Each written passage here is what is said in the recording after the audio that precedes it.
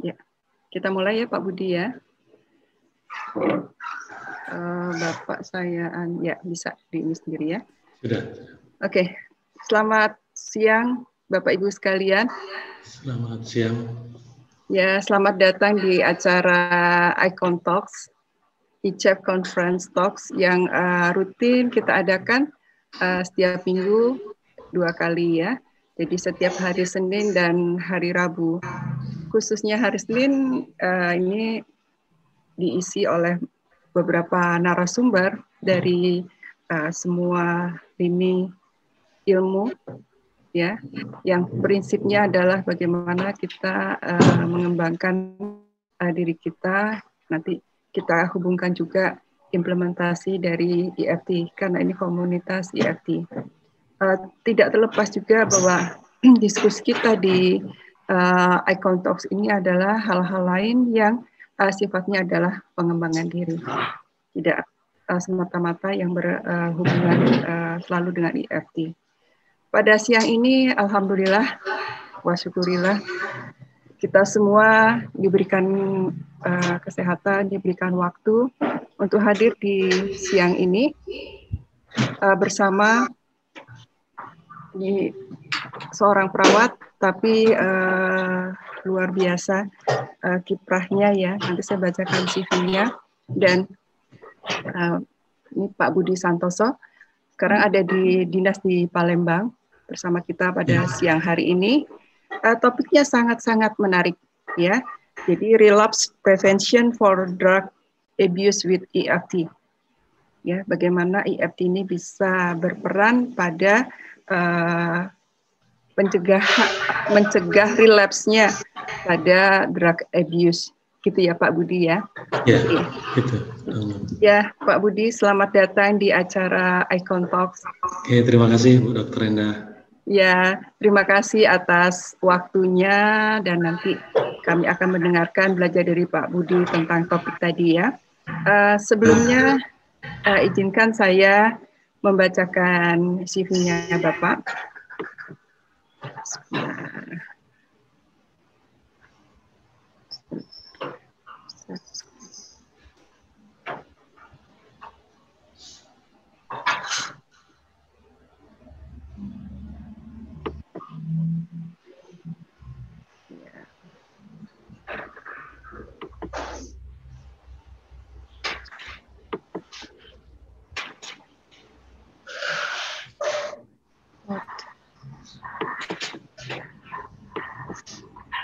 Oke.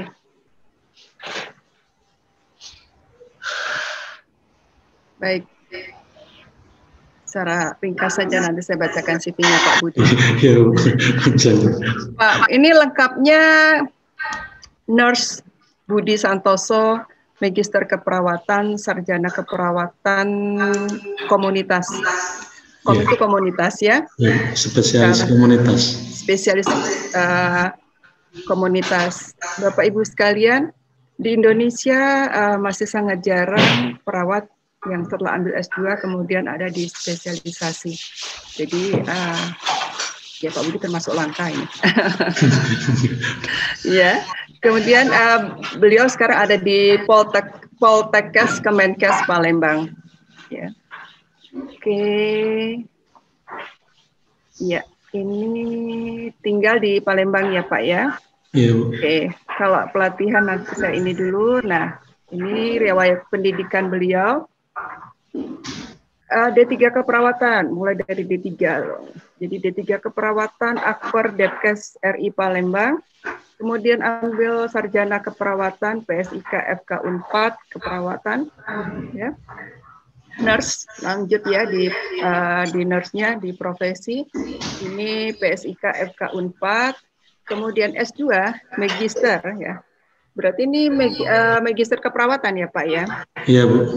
Di FIK UI, kemudian spesialis keperawatan komunitas, ini ambil di UI juga. Oke, jabatan di perguruan tinggi, ketua jurusan tahun 2014, mulai dari yang ini dulu ya, 2012 sampai 2013, Kasub Unit Penelitian dan Pengabdian Masyarakat, Poltekkes Palembang. Kemudian 2013 sampai 2014 Sekretaris Prodi D4 Keperawatan. Dan kedua sekarang adalah mulai Bu, itu revisi Bu Dr. Endah 2014 sampai 2018. Oke. 2014 sampai 2018 itu ketua jurusan keperawatan. Sekarang status saya mahasiswa. Oh, mahasiswa apa Pak? Iya. Sekolah saya lagi nih. Tugas belajar S3 di UI lagi. Oh, Masya Allah. Ambil? Sama. Dokter komunitas, keperawatan komunitas. Tapi di ini ya, di S3 ya? Iya, S3. S3-nya ya. Kalau spesialis tuh masih di bawah, di bawahnya S3 ya? Ya. S2 plus ya. Oke.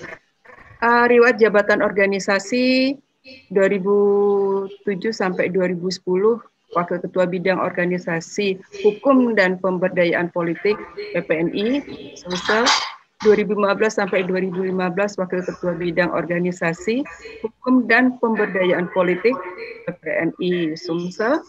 2016 sampai 2020 Wakil Ketua Bidang Hubungan Antar Lembaga PPNI Sumsel. Kemudian 2012 sampai 2015 Sekretaris AIP Diki Regional 2 Sumbangsel. 2015 sampai 2019 sebagai Ketua AIP Diki Regional 2 Sumbangsel. Ya. Kemudian ini penelitiannya cukup banyak, riset-risetnya. Memang ini S3 tinggal ketok palu ini Pak. Amin. Ya, kalau yang ini saya tidak perlu bacakan ya Pak, untuk meringkas waktu. Jadi Bapak Ibu sekalian, saya bangga bisa kita hari ini sharing dengan seorang perawat spesialis komunitas ya. Silakan Pak Budi, saya akan waktunya. Ya, terima kasih Bu Dr. Endah. Pertama-tama Assalamualaikum warahmatullahi wabarakatuh. Waalaikumsalam warahmatullahi wabarakatuh. Selamat siang dan salam sejahtera untuk kita semua. Alhamdulillah bersyukur kita panjatkan kehadirat Allah SWT karena pada siang hari ini atas izinnya jualah kita masih bisa bersilaturahmi dalam kondisi masih pandemi yang ini memasuki bulan yang ke-7 atau nggak salah, karena saya masih ingat saya pulang dari Jakarta itu bulan Maret minggu kedua. Sampai sekarang saya belum bisa kembali lagi ke Jakarta karena kondisi COVID. Dan sholawat dan salam tak lupa kita aturkan juga kepada junjungan kita Nabi besar Muhammad SAW. Bapak Ibu yang kami hormati, pertama-tama saya mengucapkan syukur, alhamdulillah dan berterima kasih kepada yang terhormat. Pertama dulu adalah guru saya, Pak Dr. Edi Iskandar, PSD, yang telah bisa mengantarkan saya tampil sekarang ini. Karena tanpa beliau, maksudnya semuanya karena itu atas izin Allah SWT, tapi berkat perantara ilmu dari guru saya, guru kita semua yang diaktif di ISIP, Pak Edi, itu saya bisa bertemu dengan Bapak Ibu sekalian pada sore hari ini di sharing session tentang Econ Talks, tentang relapse prevention. Dan yang kedua, Bu Dr. Endah yang luar biasa, luar biasa pokoknya, yang selalu aktif memandu untuk berkembangnya program-program ICEP yang sudah menjadi rumah kita bersama. Ya, rumah menimba ilmu kita. Ya. Ya Bu, rumah kita. Baik, saya waktunya berapa menit Bu Dr. Endah? Sampai sama diskusi sampai jam 3 kurang seperempat ya Pak ya. Oke, saya optimalkan. Ya. Baik, yang pertama-tama kami ucapkan terima kasih juga kepada seluruh Bapak Ibu, rekan-rekan yang bisa hadir di pertemuan siang ini. Saya hanya sharing nanti sifatnya, karena saya masih banyak belajar dan terus belajar, sharing menimba dari ilmu dari Bapak Ibu semuanya juga. Jadi saya sifatnya hanya sharing sedikit pengalaman yang sudah pernah saya jalankan terkait khususnya topik tentang ilmu tentang EFT yang saya dapat dari Pak Edi pada tahun 2013. Itu saya bertemu dengan beliau pada tahun 2013 dengan rombongan Fakultas Kedokteran FK waktu itu. Saya ingat angkatan saya ada Prof. Kamal dan prof-prof yang lainnya, guru besar di FK Unsri. Kebetulan saya pas barengan beliau-beliau. Itu pengalaman yang luar biasa. Belajar dengan Pak Edi Iskandar. Baik, saya izin share screen Bu ya untuk mempersingkat waktu. Ya, silakan.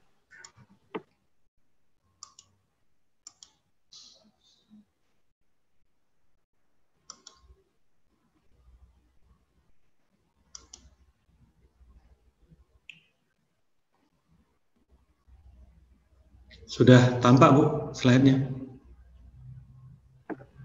Sudah tampak Pak Budi. Oh, sudah, terima kasih. Baik, saya diminta kemarin karena waktunya memang cukup singkat, hari Jumat kalau nggak salah Bu ya, atau hari Sabtu lupa saya. Diminta oleh Bu Endah untuk mencoba sharing. Jadi sekali lagi saya sampaikan ke Bapak Ibu, saya di sini sifatnya bukan ngajarin, tapi saya hanya sharing pengetahuan yang telah saya dapat dan saya coba praktekkan terkait dengan kajian yang saya tekunin. Jadi berbicara tentang penyalahgunaan nafza, penyalahgunaan narkoba, karena saya biasa di akademik itu istilahnya nafza, narkotika, psikotropika, dan zat aktif lainnya. Tapi kalau di istilah masyarakat umum adalah digunakan istilah narkoba, narkotik, dan obat-obat terlarang. Jadi sama sebenarnya istilahnya. Tapi kalau untuk akademis itu dipakai istilah nafza. Ini topik ini saya ambil, ini CV saya udah tadi ya, singkat. Nah, saya ingin sampaikan pada waktu yang cukup singkat ini, mudah-mudahan sekejap. Pertama nanti akan kita sampaikan pendahuluan, dan apa itu relapse atau penyalahgunaan nafza. Kemudian bagaimana saya mencoba mempraktekkan ilmu emotional freedom teknik untuk pencegahan terkait kekambuhan. Kemudian apa buktinya ya, yang telah saya lakukan, kemudian terhadap ini bagaimana aplikasinya, dan terakhir penutup. Baik, saya berangkat dari sini Bapak Ibu awalnya, karena saya belajar, tentu saja mungkin setiap orang punya punya riwayat masing-masing gitu. Jadi saat itu saya mengapa awalnya saya tertarik dengan narkoba, khususnya teman-teman yang menyalahgunakan narkoba, mungkin di persepsi saya waktu itu sebelum saya mengenal.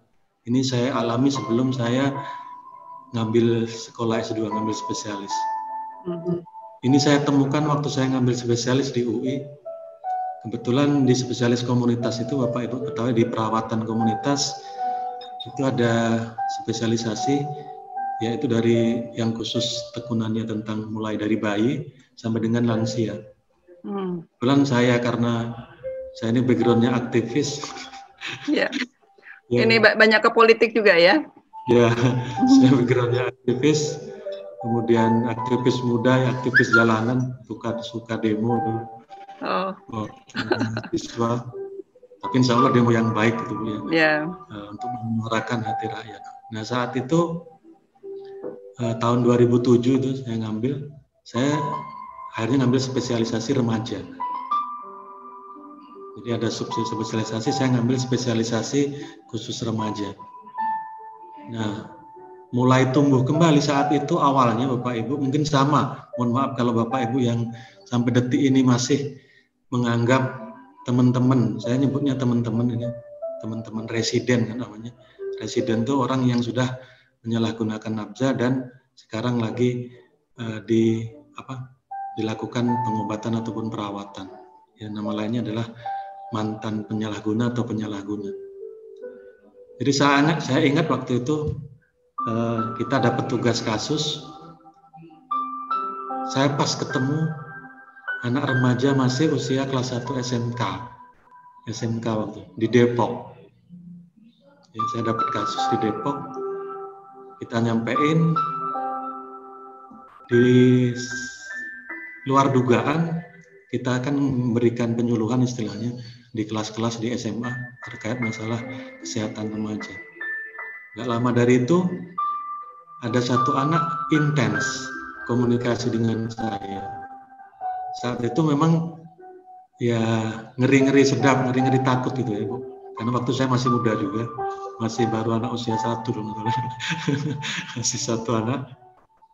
Dengan WA biasa, anak remaja ya, perempuan kebetulan dia. Nanya terus sampai nanya detail dan lain-lain. Akhirnya saya lakukan pengkajian, saya datangi rumahnya di pinggir area kereta. Saya nggak sebut identitasnya, tapi di daerah Depok. Rumahnya di pinggir area kereta.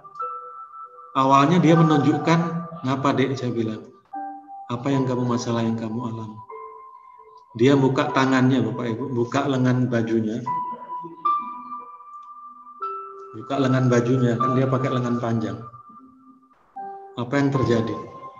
Tangannya ini semuanya bekas pisau, silet. Dia sambil ini, Pak, tolong bantu saya, Pak. Kalau bisa.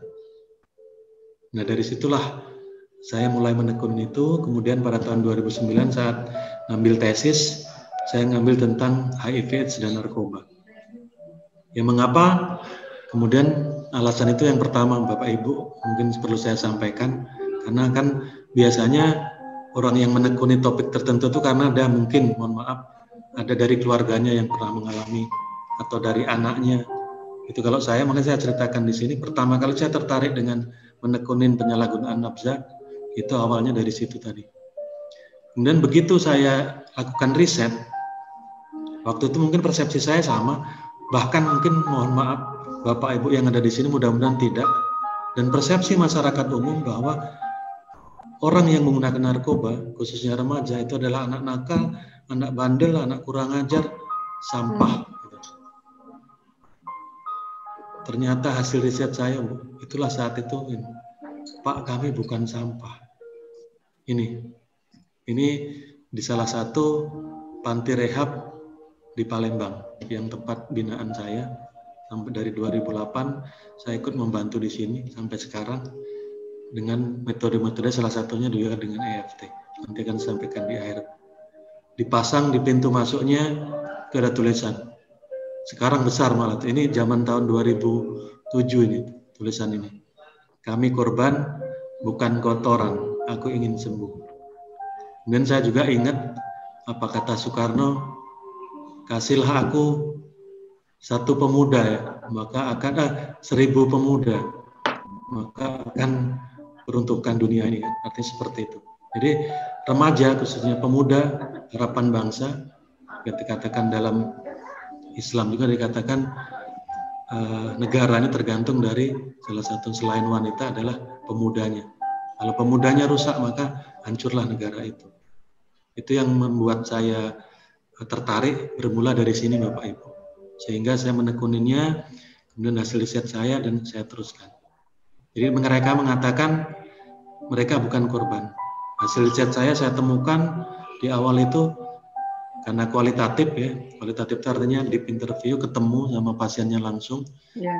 Karena ini sifatnya kan sifat rahasia. Sampai detik ini pun kita merahasiakan siapa klien saya. Makanya di sini nggak ada satupun tampil gambar orang yang pernah saya bantu untuk terapi sama-sama. Artinya apa? Ada anak dari keluarga kaya, kita temui janjian, ya. Dan itu yang mungkin Bapak Ibu semua tahu, kami awalnya dari sini. Ya, kami korban, bukan kotoran, dan aku ingin sembuh. Kemudian teruskan dengan melihat fakta Bapak Ibu. Ini faktanya yang terjadi. Kalau pas melihat sakau, jadi saya pernah tanya waktu pertama kali saya melakukan fokus dengan teman-teman ini, sebenarnya benar nggak yang mengatakan bahwa narkoba itu, pengguna narkoba itu nggak bisa berhenti? Apa jawabnya saat itu?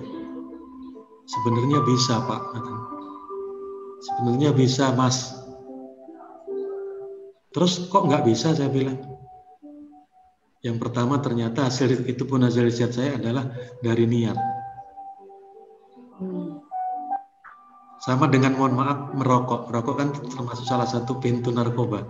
Mohon maaf kalau ada yang hasil rokok di sini. Itu adalah pintunya narkoba kan. Nah, dia mengatakan bisa, tergantung dari niat. permasalahannya apa? Mengapa teman-teman nggak bisa berhenti? Karena nggak sanggup menahan sakit. Sakit saat sakau, Bapak Ibu. Salah satunya tadi yang saya contohkan, sakau begitu dia datang keinginan, nanti akan dijelaskan terkait relapse atau kambuhnya. Dia apapun yang ditemui harus dapat obat itu, karena makanya dikatakan kalau sudah terkena obat narkoba, sudah masuk ke saluran saraf ke otak kita. Ini karena umumnya sifatnya, saya nggak akan detail menjelaskan karena pesertanya umum. Ya, bagaimana proses neurologisnya dalam otak mempengaruhi memori dan lain-lainnya, sehingga istilahnya disebut dengan kecanduan. Dia ketagihan, pengen lagi. Nah, kalau dia saat pas pingin, nggak ada pemenuhan obat itu, maka yang terjadi itulah tadi. Dia nyilet-nyilet tubuhnya, dihisaplah darahnya. Tetapi bagi yang mau, yang dia punya niat, itu pernah ada klien saya, yang punya niat, dia udah tahu tanda-tandanya. Nanti saya sampaikan terakhir. Ini faktanya. Dan fakta yang selanjutnya, ini Bapak Ibu, yang saat ini. Ini data terbaru, biar cepat. Ya. Dari 2014-2018. Karena ini saya lanjutkan untuk riset, hanya mohon doanya Bapak Ibu. Ini saya jadikan disertasi saya. Sampai sekarang, mudah-mudahan bisa cepat selesai. Dari kasus 2014 itu 3.379. Ini kasus, berdasarkan kasus yang dicatat oleh Badan Narkotika Nasional. Dan walaupun angkanya turun, tapi cenderung naik. Dan kemarin baru saya lihat di rilisnya BNN tahun ini, sejak pandemi ini, itu walaupun pandemi, justru peningkatan kasus itu tinggi. Mengapa? Ya nanti mungkin kita, salah satunya tadi, dia pengen make.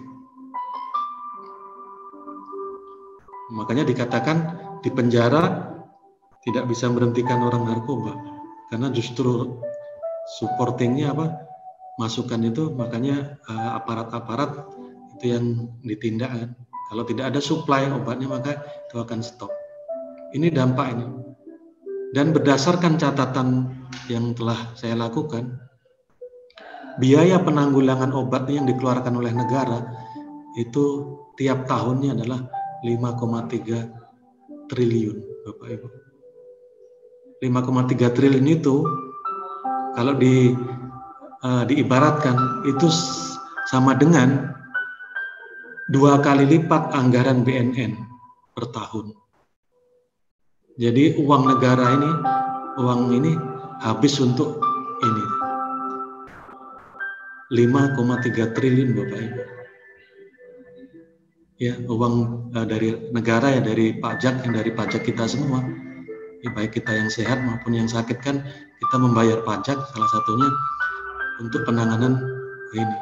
Nah, ini kan begitu luar biasanya uang keluar untuk penanganan ini, narkoba ini. Itu yang pengantar awal saya, maka bagaimana nanti sehingga terjadinya kambuh. Kemudian apa yang dirasakan oleh mereka, Bapak Ibu? Ini saya menyoroti 2 hal. Preventif penting bagi yang belum, itu sangat penting, itu yang kita harapkan. Ya, pencegahan bagi yang belum menggunakan. Mudah-mudahan kita semua, keluarga kita, anak keturunan kita, ya Allah, dijauhkan dari yang namanya narkoba ini. Amin ya rabbal alamin. Ya, tetapi saya melihatnya bukan yang sudah mengalami kecanduan itu tidak penting dilihat. Mereka butuh sentuhan kita, Bapak Ibu. Karena apa yang dirasakan mereka ini, Bapak Ibu, yang sudah saya katakan tadi. Sakit luar biasa, sakit dalam dirinya begitu dia udah kena obat. Karena jujur saya, sudah saya sampaikan di awal, mereka mengkonsumsi obat kan bukan karena banyak faktor. Salah satunya yang terbesar hasil riset adalah, mungkin Bapak Ibu juga sudah pernah baca dan pernah sering mendengar, adalah faktor dari keluarga. Keluarga sangat besar perannya, bagaimana anak-anak itu mengalami istilahnya jatuh ke dalam penggunaan atau penyalahgunaan zat ini. Kemudian dari salah pergaulan, itu yang menyebabkan. Makanya khusus pada remaja peer review, karena pada masa pada masanya, ya, sebaya, teman sebayanya, pengen identitas diri, pencarian, makanya sampai detik ini angka terbesar itu adalah pada kasus remaja sekitar usia 15 sampai 24 tahun. Yaitu angka tertinggi kurang lebih 24 sampai 40% di dunia maupun di Indonesia. Ya, kasus terjadinya narkoba pada remaja. Tadi saya katakan sakitnya luar biasa yang dialami karena sakau tadi, sehingga mereka rata-rata menggunakan kembali. Nah, inilah mereka pengen, Bapak Ibu. Ya, begitu ditanya, kamu pengen nggak? Apa yang kamu inginkan? Nyesel nggak? Nyesel. Sehingga mereka ada sadar nyesel, pengen nggak kembali beraktivitas ya. Mereka pengen kembali seperti ini, Bapak Ibu.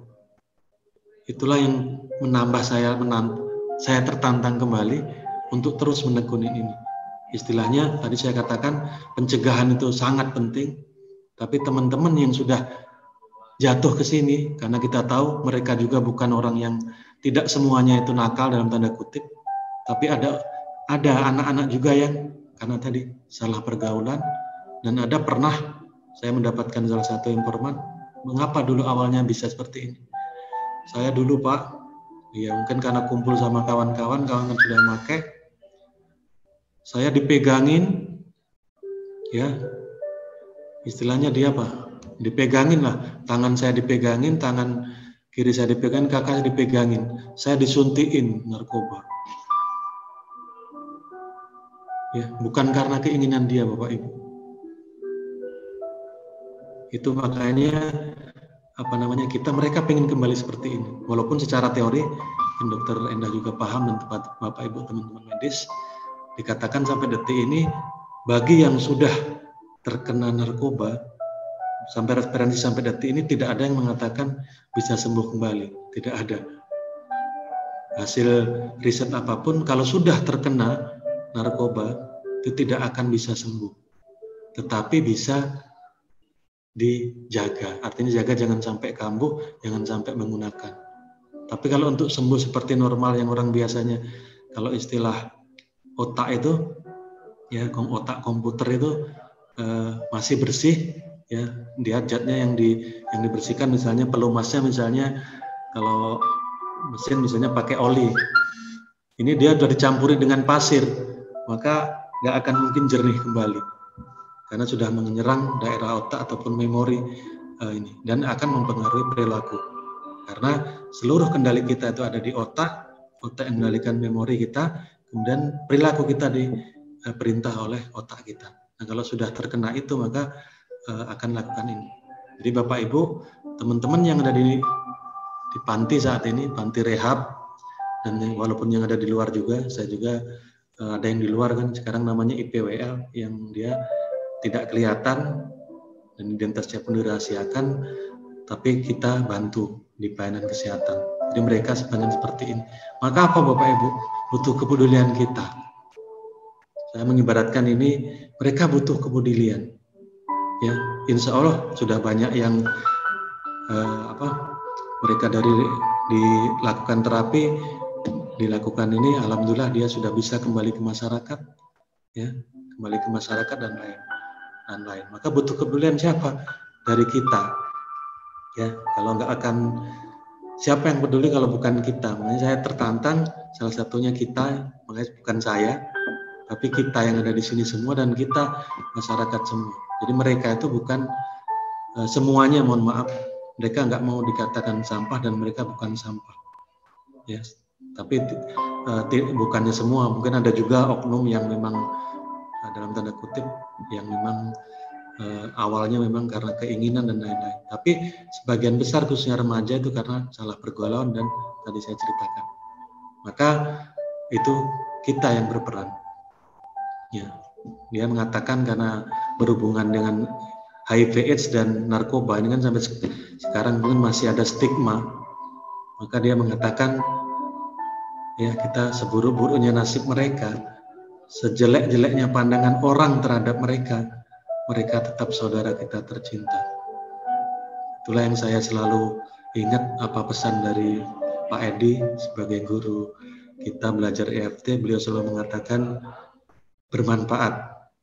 Salam sehat, sukses, bahagia, dan bermanfaat.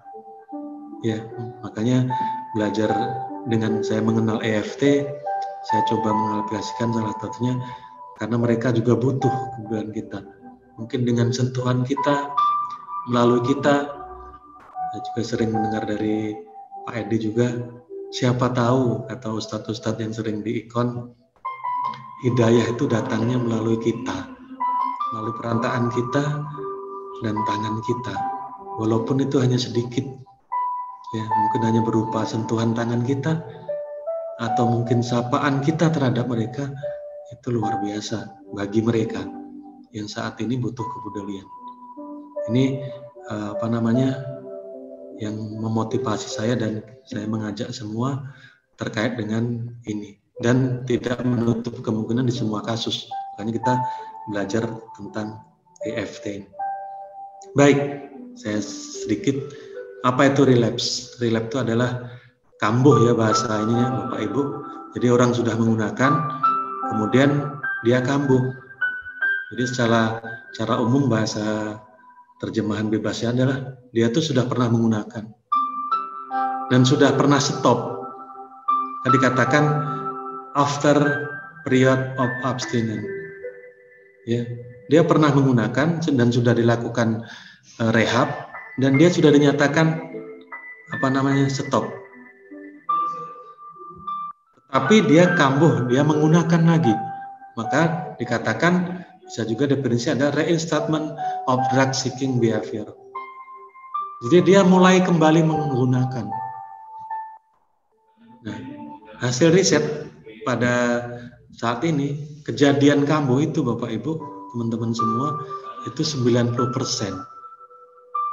Jadi yang diterapi, yang direhab itu begitu keluar ke masyarakat 90% kambuhnya nggak kejadian. Tentunya banyak faktor. Salah satunya saya katakan tadi, nanti ada beberapa hal yang saya sampaikan. Jadi intinya kambuh itu dia sudah stop, ya. Setelah periode abstinen atau berhenti, dia menggunakan lagi. Tentunya karena beberapa faktor. Tentunya akan mempengaruhi perilaku dia. Itu yang disebut dengan relapse. Nah, sebenarnya kambuh atau relapse itu bisa diidentifikasi Bapak Ibu.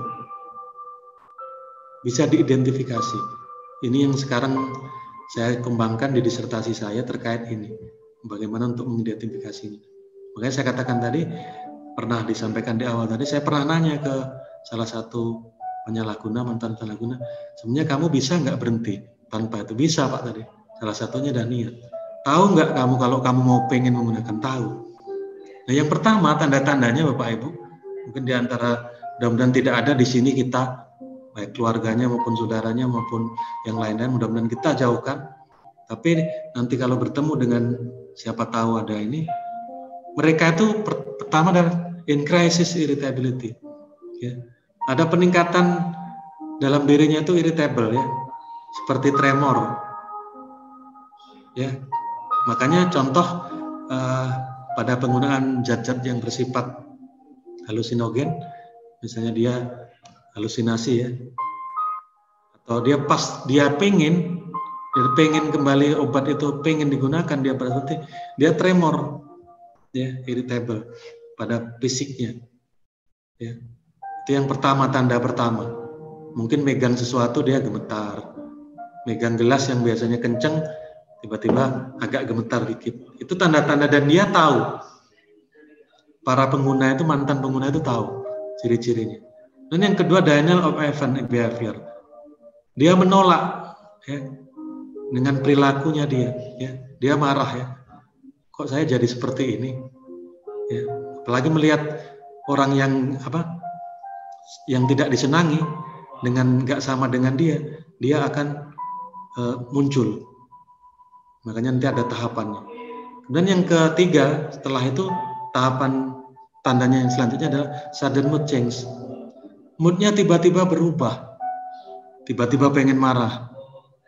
Ya akhirnya mungkin kalau yang dia destruktif, memukul dan lain-lain. Itu contoh. Makanya disebut penyalahgunaan abjani termasuk pada golongan, mohon maaf, gangguan jiwa. Sudah digolongkan. Ya, salah satu penyakit gangguan jiwa. Karena kalau sudah masuk ke sini, dia terjadi perubahan perilaku, tiba-tiba lagi diem, tiba-tiba ya mungkin moodnya, suasana hatinya berubah dengan cepat. Dan tanda yang keempat adalah drag craving. Dia kangen, Bapak Ibu, kangen. Seperti mungkin kalau kita yang sudah berkeluarga, lama mungkin tugas keluar kota sebulan atau seminggu, gak ketemu suami atau istrinya, kan pasti kangen, atau kangen sama anak-anaknya dan lain-lain. Itu ada rasa rindu, craving itu rindu. Nah, inilah faktor yang menyebabkan teman-teman narkoba itu, mantan itu, dia pakai lagi. Karena ada muncul ini. Nah, makanya di sini saya pribadi tadi mencoba untuk bagaimana supaya dia tidak, keinginan ini nggak timbul.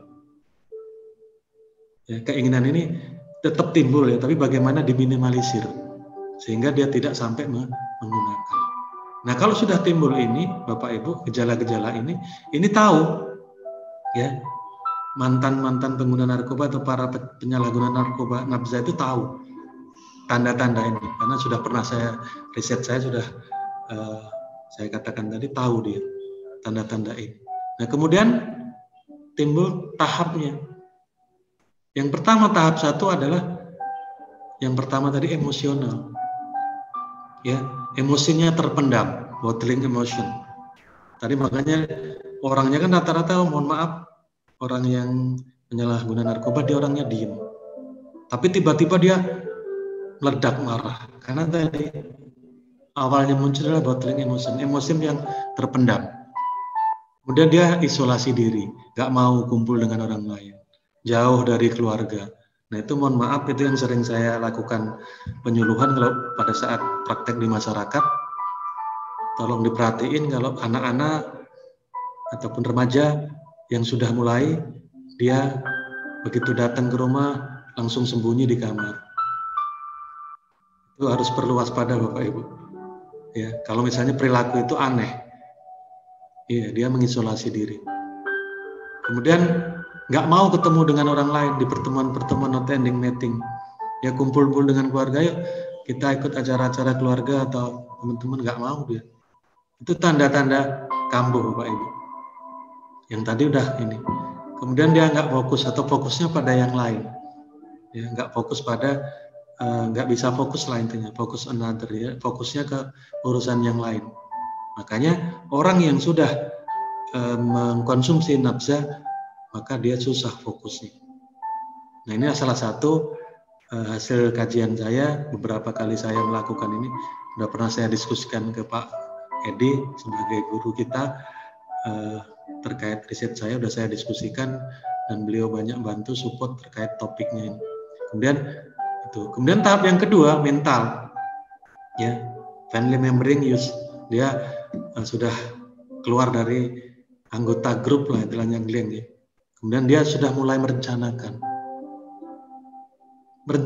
Merencanakan untuk menggunakan. Saya kalau nanti pas keluarganya udah keluar semua, misalnya mohon maaf saya di rumah, saya nelpon kawan untuk datang. Ini udah mulai, ini mental. Habis dari itu udah mulai rencana, dia udah menyusun rencana. Kemudian craving tadi, rindu. Kemudian dia nggak peduli resiko atau minimizing consequence. Dia nggak peduli resikonya, pokoknya saya harus pakai. Ini sudah masuk ke mental. Dan yang terakhir tahapnya adalah fisik, dia menggunakan.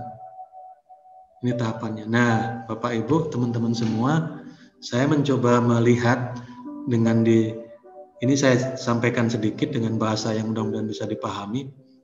Sekilas apa itu kambuh, apa itu relap, kemudian tanda gejalanya bagaimana, kemudian tahapannya bagaimana sih sebenarnya. Nah, kita, karena saya khususnya fokusnya ke preventif, pencegahan, karena saya bukan kuratif, ya, kalau ini saya preventif bagian pencegahan, maka saya mengambil di stake 1.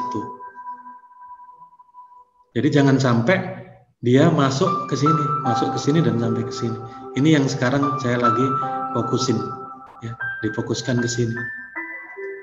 Nah, alhamdulillah itulah ketemu metode.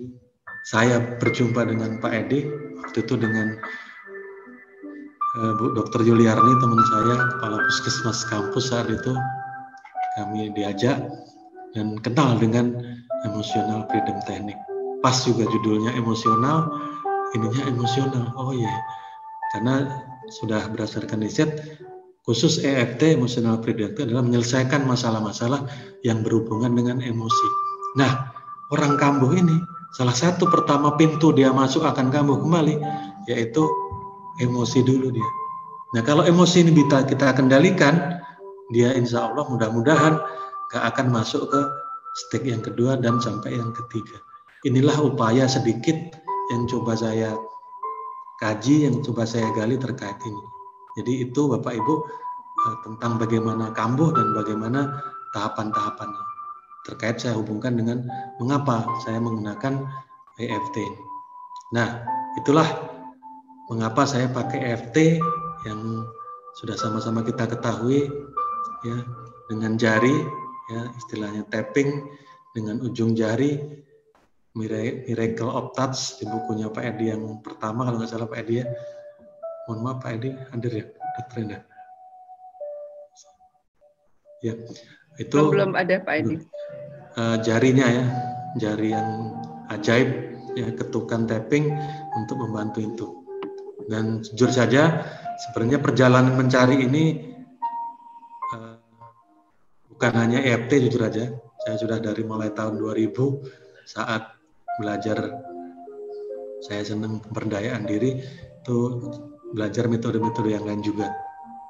Dari ada pernah hipnosis, pernah juga belajar NLP, dan salah satunya belajar EFT. Nah ini kita makanya dilakukan itu.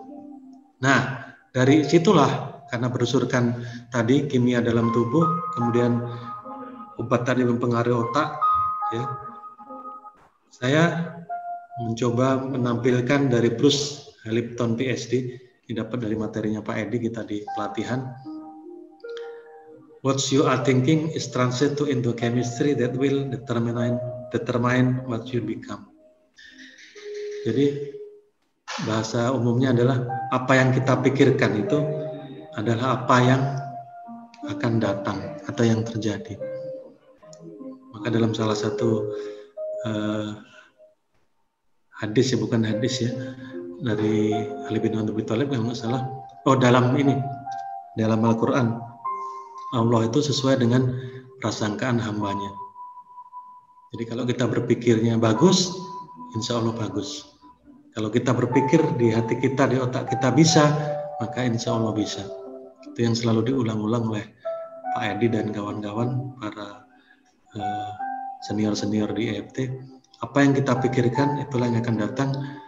Sehingga saya mencoba menggunakan EFT ini kepada teman-teman penyalahguna nafsa tadi, untuk membantu dia memfokuskan pikirannya agar sampai emosinya itu timbul sehingga dia masuk ke ranah mental dan seterusnya. Apa itu EFT? Ini yang bagi yang ada yang baru mudah-mudahan.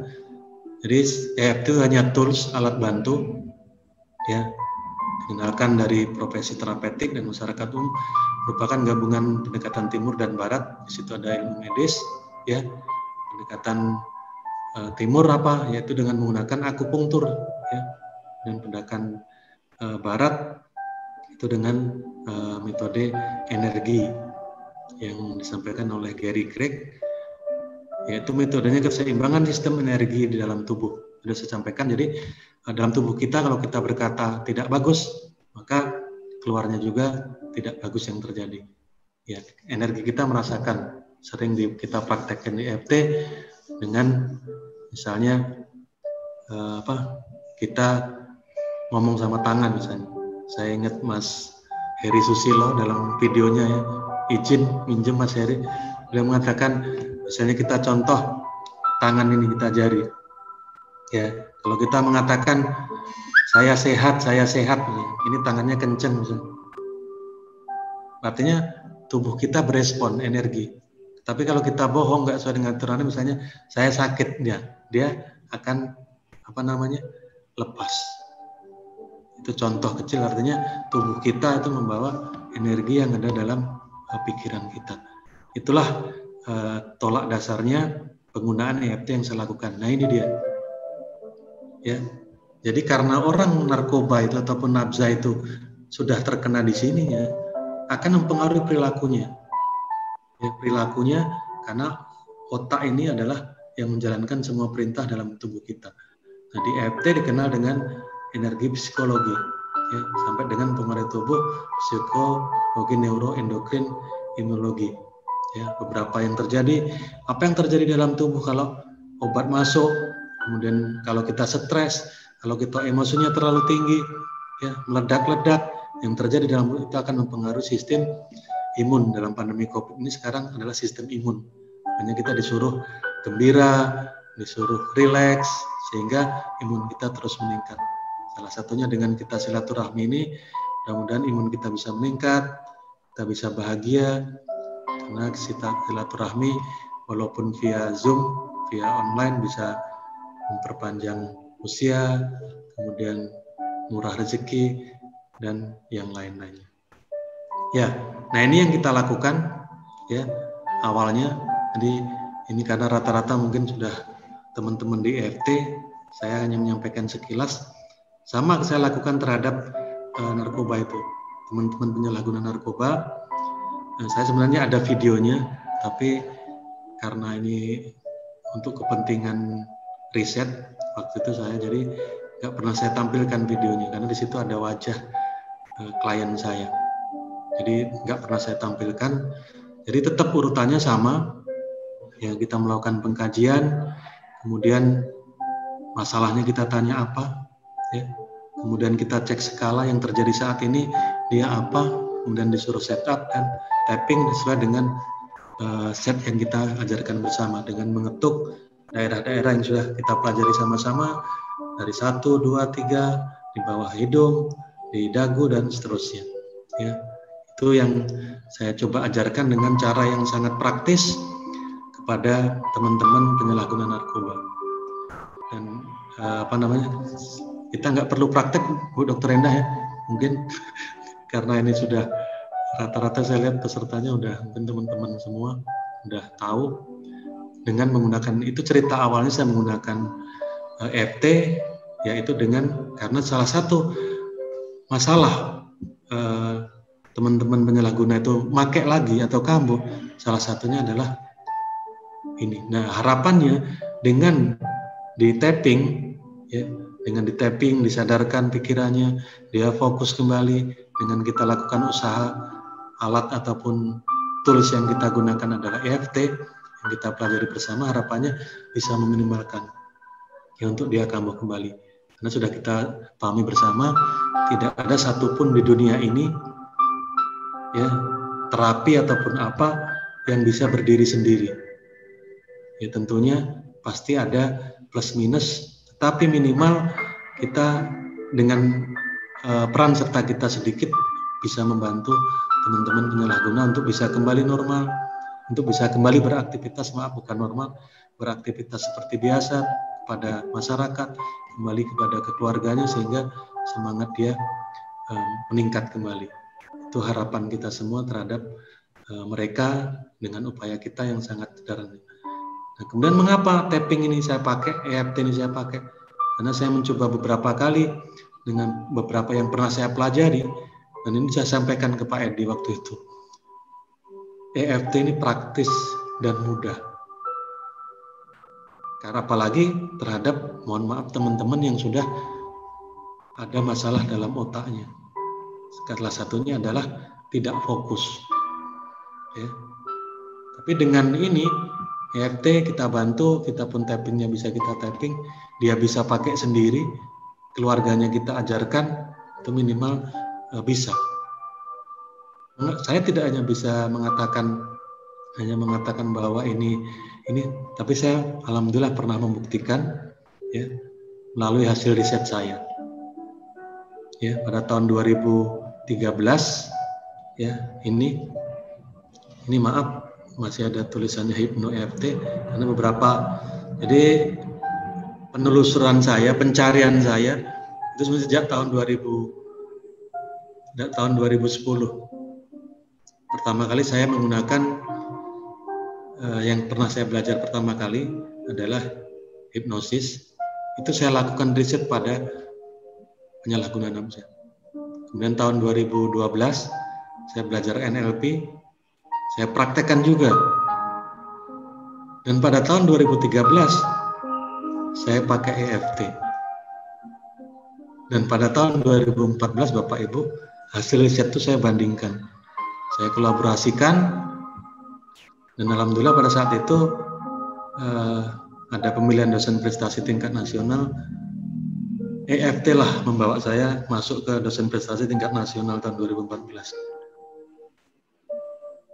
Karya saya waktu itu adalah ini, EFT on Craving in Drug Abuse. Karya tulis ilmiah saya presentasi di tingkat nasional, pemilihan dosen berprestasi tingkat nasional pada tahun 2014 di Kementerian Kesehatan. Karena saya berasal dari Poltekkes, ini fotonya, kenang-kenangan saya pakai baju kebesaran Kerajaan Palembang saat menerima piala dan piagam sertifikat dari Bapak Kepala Badan PPSDM Kementerian Kesehatan saat itu Pak Dr. Gigi Usman Sumantri.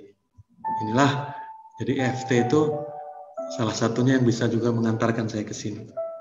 Dan sampai detik ini saya terus belajar dengan Pak Edi dan Bapak Ibu semua, teman-teman yang menekunin di ISEP.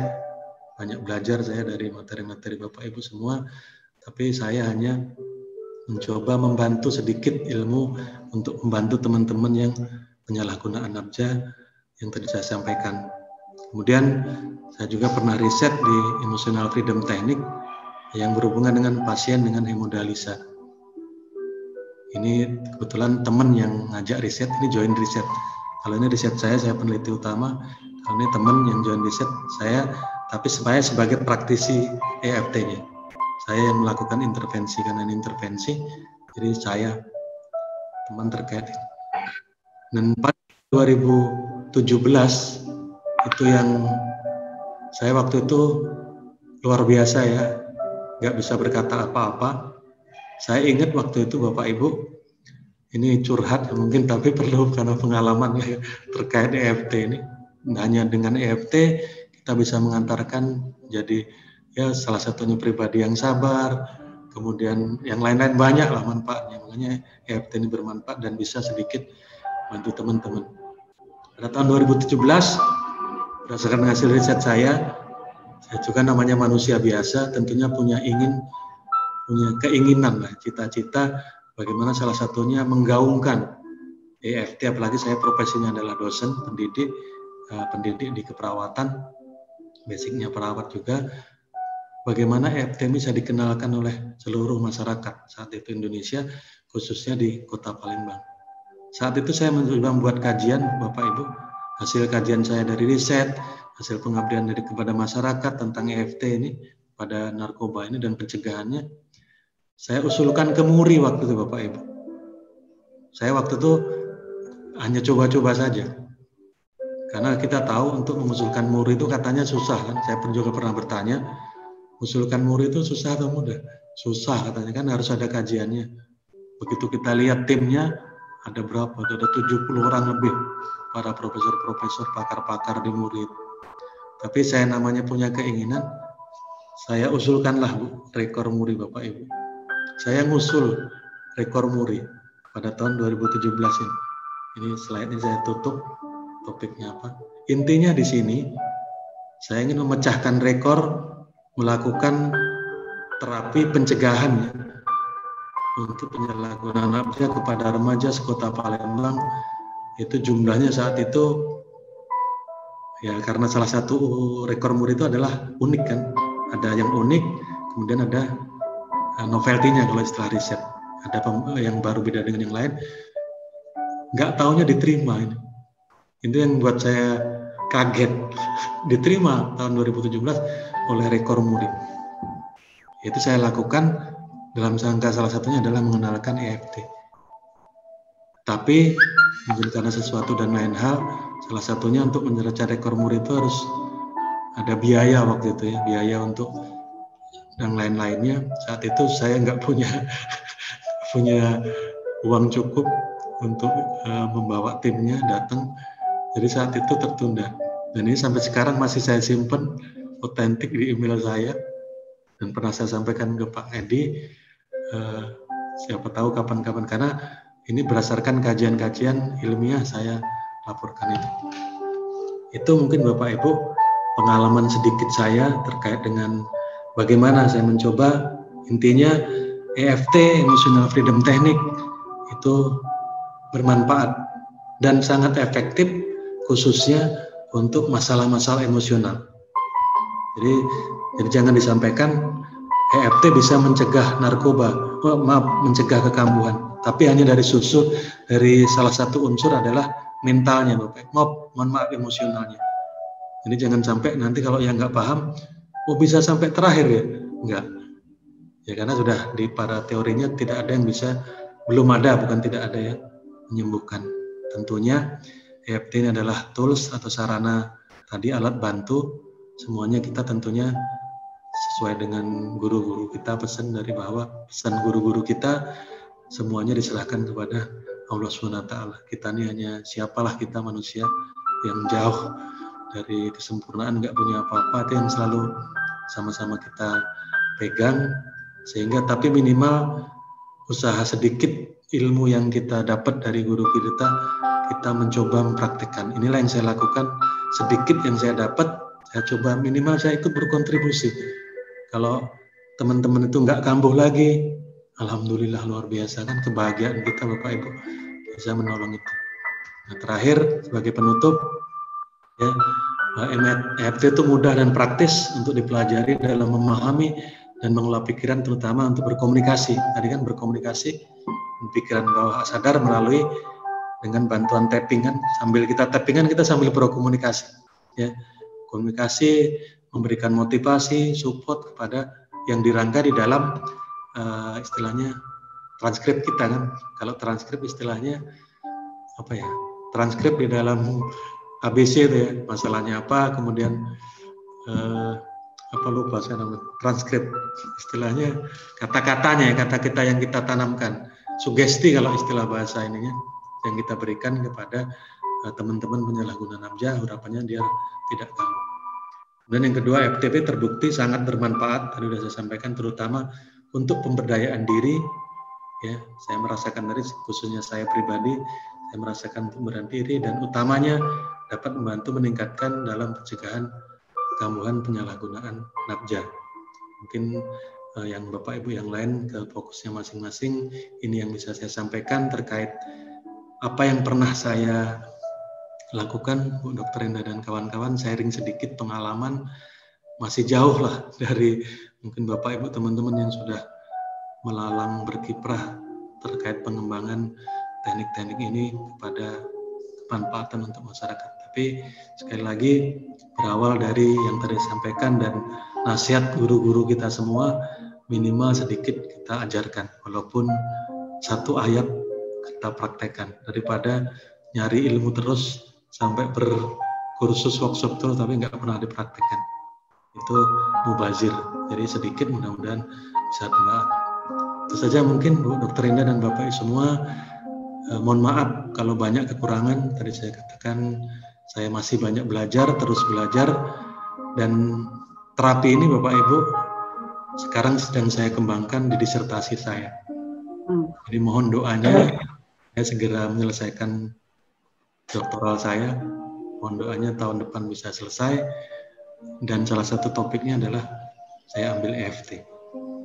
Dan tetap saya fokus untuk teman-teman penyalahguna nafza untuk biar dia tidak kambuh. Terima kasih. Lagi lebih kurang dan mohon maaf. Kebenaran datangnya dari Allah SWT dan kurang.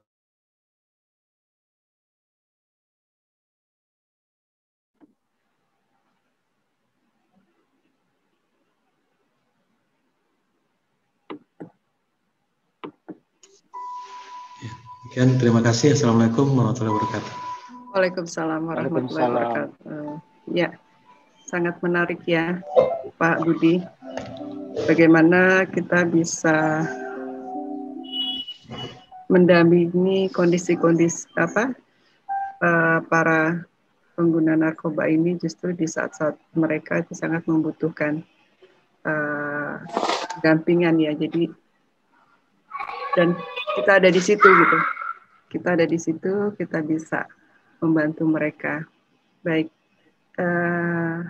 saya ada pertanyaan spesifik, tapi ini teman-teman banyak sekali nih yang sangat antusias untuk bertanya. Saya bacakan ya Pak ya. Ya silakan Bu, yang bisa saya jawab, saya jawab. Ya, ya.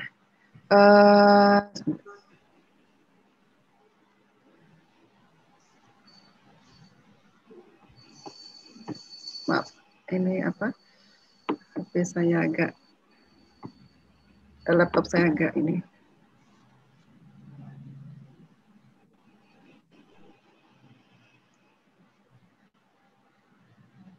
Sebentar ya, maaf sebentar Bapak Ibu sekalian.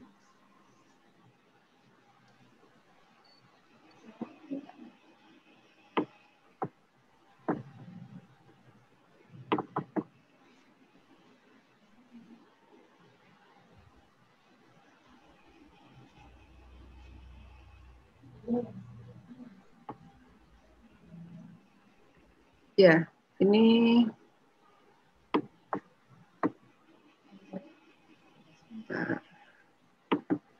something wrong dengan laptop saya.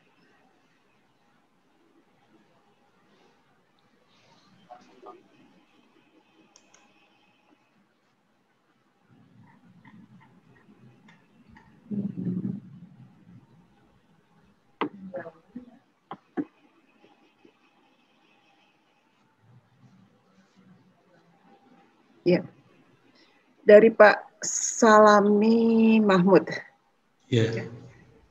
Saya ingin sekali membantu korban untuk bebas dari kecanduan narkoba. Namun saya hanya baru mampu membantu orang berhenti merokok dengan EFT. Di Aceh banyak korban narkoba. Gimana nih? Langsung Bu. Dokter. Ya silakan Pak. Ya. Pak Salami. Terima kasih dari. Ini Bu Salami ya. Maaf Ibu, maaf. Halo. Ibu ini, Ibu Salami. Oh ya, Ibu, mohon maaf. Ibu Salam Mahmud ya Bu ya? Ya. Salami. Maaf, Salami Mahmud. Baik, terima kasih Bu Salami Mahmud atas pertanyaannya. Saya coba sharing terkait pengalaman saya. Memang Aceh kita tahu salah satu kan di sana ada ladangnya Bu ya. Satu ladangnya yang untuk salah satunya terkait dengan narkoba yaitu ganja. Nah mungkin bukan hanya di Aceh, mungkin Bu Salami yang perlu Ibu ketahui di Indonesia ini sekarang yang nomor satu adalah tetap ya DKI Jakarta. Kemudian kalau Sumsel itu masuk ke nomor 6 saat ini karena saya di Sumatera Selatan itu peringkatnya nomor 6. Kemudian kalau daerah ini adalah Papua itu tinggi juga. Kemudian kalau daerah Kalimantan itu diam-diam adalah Banjarmasin itu tinggi juga. Itu berdasarkan data nasional di BNN. Nah pertanyaannya tadi sebenarnya hampir semua di daerah di Indonesia ini mengalami banyak anak-anak yang sudah dimana. Tadi kasusnya itu sampai detik ini itu kurang lebih 990 kasus ya, kasus yang ditangkap, yang dilaporkan. Tapi kalau narkoba ini kan seperti fenomena gunung es. Jadi fenomena gunung es yang tampak itu hanya sedikit, tapi bawahnya itu luar biasa. Makanya pemerintah itu mencanangkan program yang IPWL itu Bapak Ibu. Institusi Penerima Wajib Lapor. Kan ada di peraturan Kementerian Kesehatan dan Kementerian Hukum dan HAM, salah satunya mengatakan bagi orang yang narkoba yang pengen berhenti, dia silahkan melapor. Dan kalau dia mau melapor, dia nggak dihukum Bapak Ibu.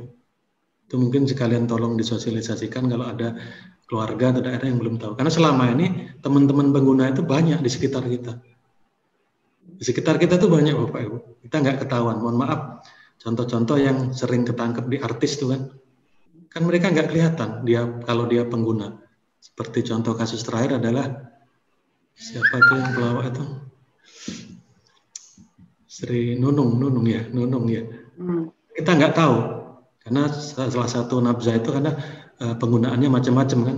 Ada yang digunakan untuk kesenangan, ada yang digunakan untuk konsentrasi, itu jenis-jenis nabza banyak. Nah, itu kan nggak ketahuan. Nah, makanya bagi yang pengen berhenti, ya tentunya dengan keinginan sendiri, relap karena dia pengen sembuh, bisa dikatakan tuh. Nah, bagaimana caranya Bapak Ibu? Tadi saya sampaikan di awal, khususnya Bu Salami, karena kita adalah bukan semampunya kita kenal dengan ilmu EFT, maka saya coba lakukan ini. Karena sudah kita pelajari bahwa orang kambuh yang dari nabza itu adalah salah satu faktornya, penyebabnya adalah dia muncul emosi kembali. Pencetus pertama kali emosi. Nah, EFT ini adalah memberesin emosi kan. Makanya emotional freedom technique, membebaskan emosi. Makanya pas saya gunakan, nah ini pas ini sepertinya. Ya, sepertinya pas dan kita coba dan alhamdulillah hasil riset saya, dia mampu menurunkan. Ya, sekali lagi Bapak Ibu saya ulangi, mampu menurunkan frekuensi kambuhan, bukan menyembuhkan.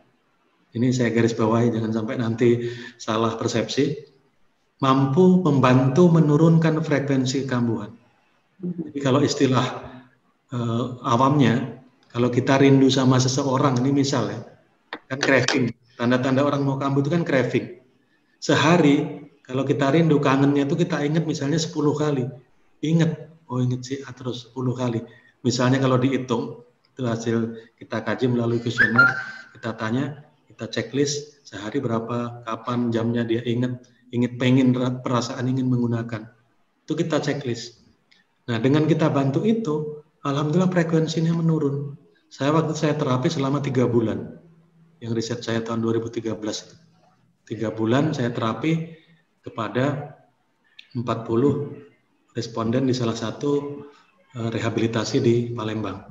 40 responden saya lakukan terapi seminggu, itu 2 kali dari saya langsung, kemudian yang sisanya adalah mereka kita ajarkan. Mereka disuruh kasih checklist, karena kan kalau di panti rehab ada petugas kita kasih checklist, kita suruh ngontrol.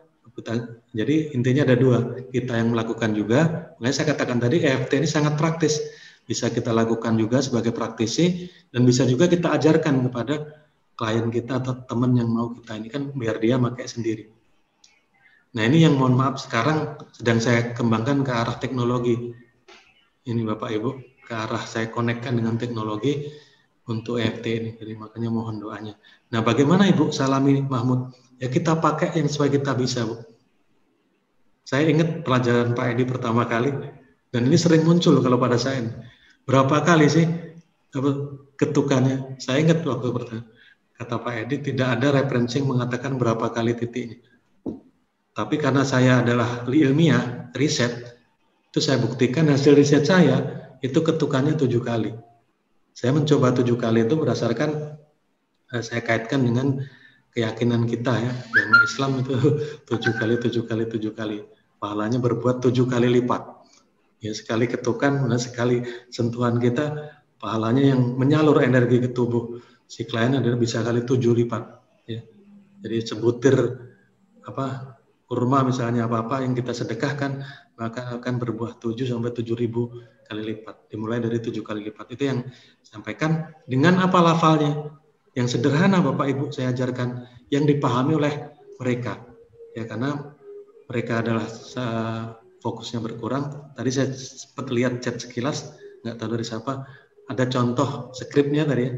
Seperti yang diajarkan oleh Pak Edi lah, dan kawan kita semua, bahwa intinya kan saya ikhlas, saya pasrah, saya menerima. Walaupun saat ini saya, ya ini contoh, walaupun kan kita udah kaji masalahnya apa yang dialami sekarang. Masalahnya saya misalnya pengen marah, cemas, ya salah satunya kan cemas. Tadi tremor, ya irritability tadi, kan gejalanya itu. Kan kalau kita tanya apa masalahnya sekarang, kalau orang mau kambuh, tangannya udah, saya lagi gemetar sekarang. Nah, berarti itu ciri-ciri mau kambuh tuh, tanda-tanda. Maka tentunya sesuai dengan apa pengkajian yang kita lakukan.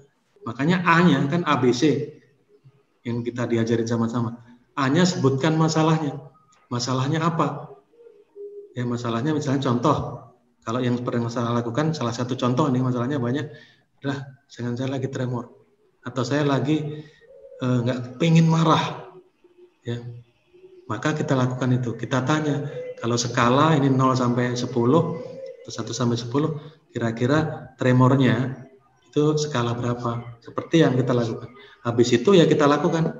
Walaupun saat ini saya sedang tangan saya atau kaki saya terasa gemetar, ya karena disebabkan oleh saya ingin, ya karena kata-kata positif kan, tapi saya ikhlas ya Allah, saya pasrah, saya ikhlas ya, bahwa ini adalah ujian saya untuk saya bisa sehat kembali, untuk saya bisa berkumpul kembali bersama keluarga tercinta saya.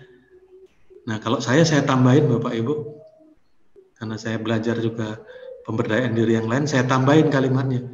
Biasanya saya suruh menjam mereka, saya suruh menjam sambil saat menyebut kalimat itu, dia suruh bayangin pada saat dia bersama keluarganya, dipeluk oleh kedua orang tuanya, karena kan responden saya rata-rata remaja, khususnya remaja.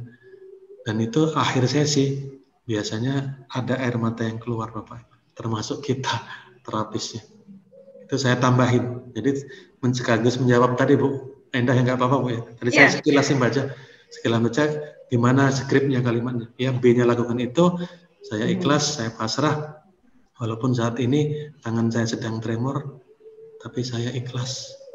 Ini mungkin ujian dari Allah yang atas perbuatan saya selama ini, tapi saya ingin, ya, saya ingin kembali berkumpul kepada keluarga saya, dalam pelukan orang tua saya ingin menjadi anak ataupun remaja yang berguna, kembali lagi dengan teman-teman saya yang di masyarakat dan lain-lain. Saya juga ingin menikmati kehidupan yang lebih baik dan seterusnya. Itu kita tambahin itu, kemudian terakhir baru ditutup seperti biasa, sambil dengan tapping yang seperti biasa.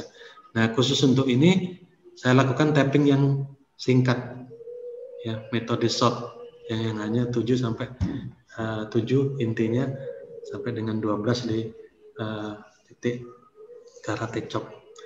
Itu mungkin Bu Endah yang bisa jawab dari Bu Salami, dan tadi nggak tahu dari siapa. Ada beberapa juga yang hampir sama. Baik. Nah, jadi intinya itu. Jadi nggak ada ketentuan khusus, tapi yang saya lakukan Bapak Ibu karena terkait fokus itu, kita tetap mengacu kepada apa yang diajarkan oleh guru kita terkait FT, yaitu A, tetap kaji masalahnya. Walaupun ini sama narkoba, ya penyalahgunaan narkoba, kan tiap gejala yang kita temui beda. Tadi contoh, saat kita tremor, ada juga skalanya masalahnya yang kita kaji adalah itu. Nah itu bertahap kita lakukan. Mungkin pada saat dari pertama saya ketemu dia, masalahnya itu.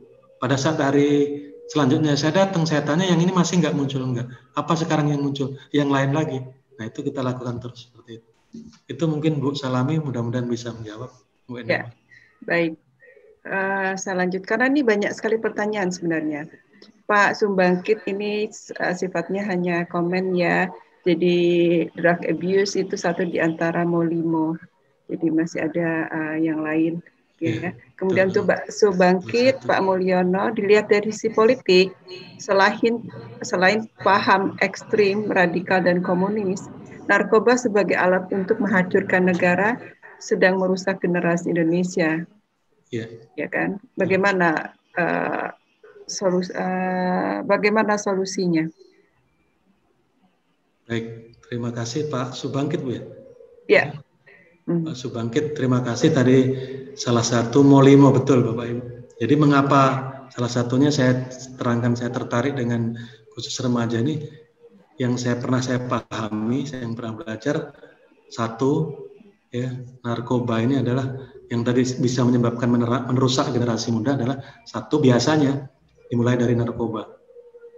Habis narkoba, maka yang kejadian selanjutnya adalah yaitu kalau untuk ini makanya yang dirugikan saya sering mengatakan kepada kalau saya lagi ngajar khususnya pada anak-anak wanita ya khususnya ya, tapi laki-laki juga korban yang paling utama adalah wanita. Mengapa? Satu, dia kalau sudah menggunakan narkoba, maka dia salah satu ciri narkoba ada yang digunakan bersama-sama. Makanya sering ditangkap adalah pesta narkoba. Hanya sedikit sabu-sabu yang dipakai sendirian di kamar. Tapi ada yang berjenis-jenis yang kalau sabu-sabu dipakai gunakan pesta bersama. Pada saat pesta bersama, Bapak Ibu dan kawan-kawan kita semua yang sampai Pak Subangkit Molimo tadi, apa yang terjadi yang kedua? Masalahnya yaitu kalau sudah fly istilahnya, apalagi laki-laki dan perempuan campur dalam satu kamar di hotel, lebih dari 3 atau 4 pasang, mata berkunang-kunang mempengaruhi otak. Timbul keinginan untuk melakukan hal itu. Terjadilah yang disebut dengan free sex. Ini masalah kesehatan remaja kan. Pintu masuknya narkoba, yang kedua adalah free sex. Setelah free sex, yang terjadi adalah HIV/AIDS. Ya, karena contoh mungkin sudah banyak kasus. Kalau sudah kecanduan, semua barang rumah dijual, ya, ribut dengan orang tuanya untuk mendapatkan narkoba. Nggak dapat uang, maka yang terakhir adalah khususnya wanita ini, makanya saya katakan menjual diri. Itu kasus yang saya temui. Sudah banyak, mohon maaf, saat saya lakukan itu sudah banyak anak-anak muda. Saat itu usia 17, usia 16, mohon maaf, sudah tidak perawan lagi. Karena kasus ini. Ya, karena dia tanpa kontrol kan melakukan itu. Dia mungkin yang terjadi terakhir adalah seks bebas. Setelah seks bebas, dia hamil. Maka apa?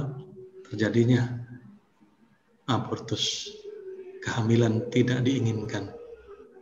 KTD, saya sering menyebutnya, kejadian tidak diinginkan.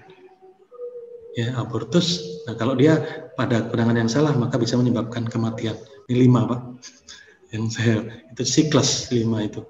Hanya mudah-mudahan kita semua dijauhkan yang dari namanya ini. Dan dari Pak Subangkit terkait dengan paham. Sangat setuju, Pak.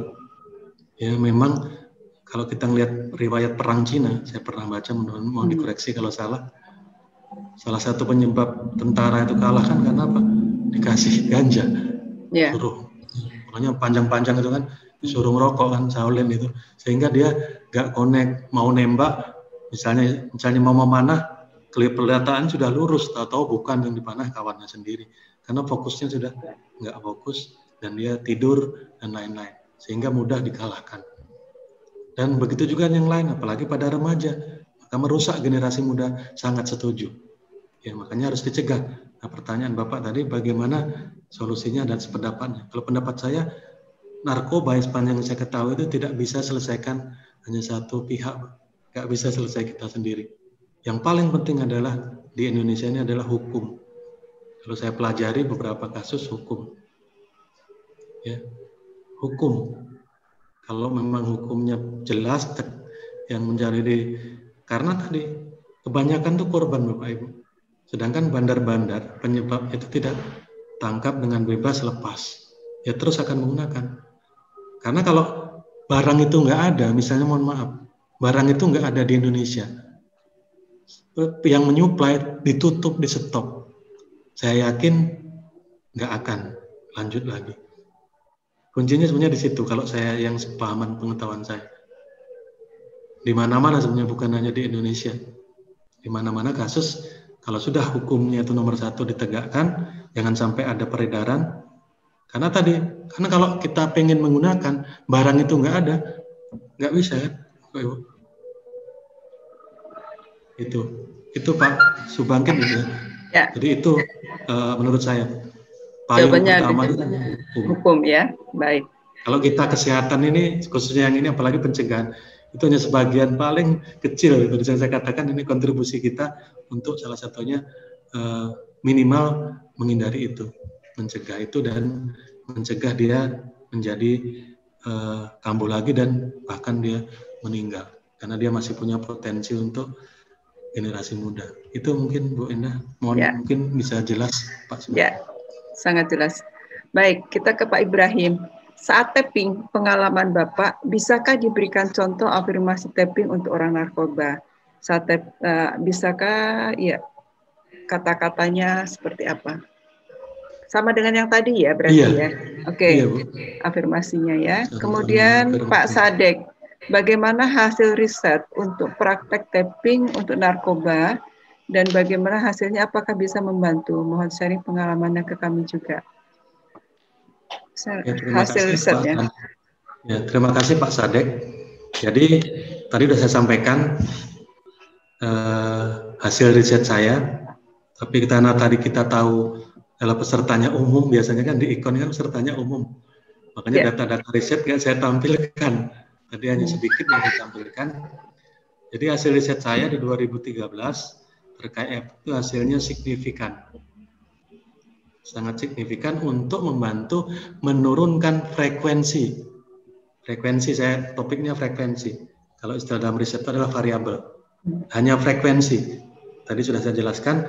Kalau selama ini biasanya kita tanya, selama ini berapa pre-nya, waktu-waktu pre, kaji, keinginan untuk memakai, keinginan kerinduan itu datang, craving itu datang, sehari berapa kali? Ya 10 kali. Dia yang dapat 10 kali. Begitu kita lakukan terapi, di akhir sesi 3 bulan, itu rata-rata turun semua. Makanya saya katakan signifikan. Ada juga yang tidak turun. Pasti kan dalam riset ada kelemahan kan. Pas kita kaji, ada yang justru tidak turun. Pas kita kaji, ternyata ada beberapa faktor penyebabnya. Satu, dia tidak melaksanakan SOP yang sudah kita lakukan. Contoh misalnya, nanti ini checklist dilakukan ini, Anda melakukan di panti. Kalau tidak pas kita datang, kan saya sudah mengatakan tadi, saya seminggu datangnya 2 kali. Itu hari Senin dan hari Sabtu saya biasanya datang. Di sela itu kerjasama dengan petugas untuk mereka mantau bukan checklist.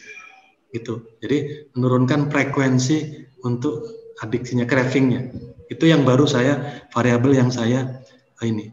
Dan untuk di disertasi saya ini Pak Sadek, itu 4 variabel yang saya masukin lagi, saya tambah.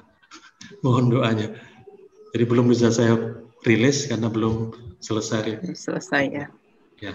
Dan baik. Itu saya kaitkan dengan untuk membantu mudah lagi, saya kaitkan dengan teknologi EFT.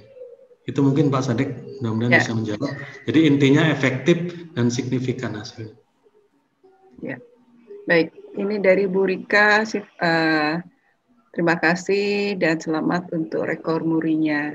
Kemudian Bu Nenden, alhamdulillah bisa bertemu dengan sobat hebat walaupun hanya via Zoom. Makasih ilmunya. Terima kasih. Semoga segera jadi dokternya. Oke. Itu ya Pak Budi. Amin. Makasih Bu Nenden, Pak Komar. Ya. Dan lain-lain. Kemudian semua. Ini Pak Adri. Terima kasih Pak Budi, sangat membantu kita dalam membangun empati kita bagi teman-teman pecandu nafsa. Barangkali boleh di-share pengalaman Bapak, tantangan atau penolakan ketidakpercayaan yang diterima selama Bapak membantu teman-teman dan bagaimana cara menghadapinya sampai mereka dapat menerima kehadiran Bapak dan teman-teman yang membantu mereka. Oke, terima kasih dari Pak siapa tadi Bu? Agak terputus. Ini Ibu kayaknya ya, Adrianti Rifai kayaknya. Oh iya, tadi agak terputus suaranya. Ibu Adrianti Rifai, terima kasih. Jadi pengalaman saya, karena itu ada pertama kali yang perlu dipersiapkan adalah, kalau mungkin sama dengan semua kasus ya, kita pahami A sampai Z-nya apa yang akan kita temui. Contoh misalnya pengalaman saya waktu itu, yang akan saya temui itu adalah anak-anak pecandu narkoba yang sekarang lagi direhab. Nah, saya pelajari semua. Apa sih yang terjadi pada anak itu? Secara di otaknya apa yang terjadi, perilakunya bagaimana. Karena Bapak Ibu perlu ketahui, kalau orang yang sudah candu narkoba itu, hampir semua pasti kalimatnya dalam tanda kutip, ada kebohongan. Perubahan perilaku salah satu pecandu narkoba adalah sering berbohong. Itu contoh salah satunya. Nah itu kita pelajari apalagi pada remaja. Setelah kita pelajari, maka karena ini sifatnya adalah rahasia, ya, HIV/AIDS dengan narkoba itu kan tidak ada yang memproklamirkan diri. Saya penderita HIV/AIDS. Saya penderita mantan pengguna narkoba yang saat ini nggak berani kan Bu? Pasti ditangkap kan? Nggak ada di Indonesia ini. Maka saya menggunakan volunteer. Jadi pertama kali pengalaman saya itu saya menemui Kepala Badan Narkotika Kota Palembang saat itu. Nah, karena di antara beberapa pegawai di BNN dan pegawai di rehab itu adalah salah satunya adalah mantan-mantan narkoba yang sudah bagus. Jadi dia diberdayakan. Diberdayakan. Pintu masuknya dari situ dulu, Ibu Adri. Itu pengalaman saya lakukan. Begitu masuk kita pelajari, ya kita coba komunikasi. Ya komunikasi dulu, dipelajari dengan detail, kemudian kita baru minta data. Untuk mendapatkan data khusus terkait HIV/AIDS dan narkoba, itu kan nggak bisa, nggak akan pernah kita dikasih. Berapa orang, 40 mana orang yang nggak akan, Bapak Ibu. Apalagi yang berkeliaran di masyarakat. Itu melalui, kalau istilah kami dengan nama snowball sampling.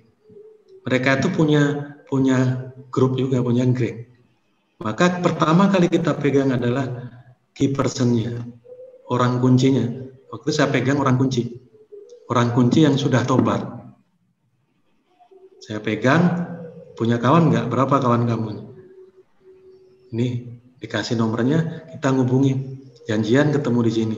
Nah, saya ceritakan tadi, pertama kali itu janjiannya saya masing-masing. Ada yang ketemu janjian di rumahnya, di rumah mewah. Saat itu kaget juga, ketemu janjian. Pas dapat dari dia, saya nanya, punya kawan lagi nggak yang kayak kamu? Mau nggak saya lakukan ini? Mau. Dikirim nama terus, snowball sampling kan, karena rahasia sifatnya. Itu yang kita lakukan. Jadi ada nggak kendalanya? Banyak, Bu Adri. Salah satunya tadi, untuk dia trust sama kita. Itu sulit. Jadi yang saya alami awal-awal itu agak lama masuknya ya. Nah, makanya saya juga belajar dengan ilmu yang lain, mohon maaf. Ilmu komunikasi. Belajar NLP. NLP salah satu bagaimana kita berkomunikasi, bagaimana bisa menyelami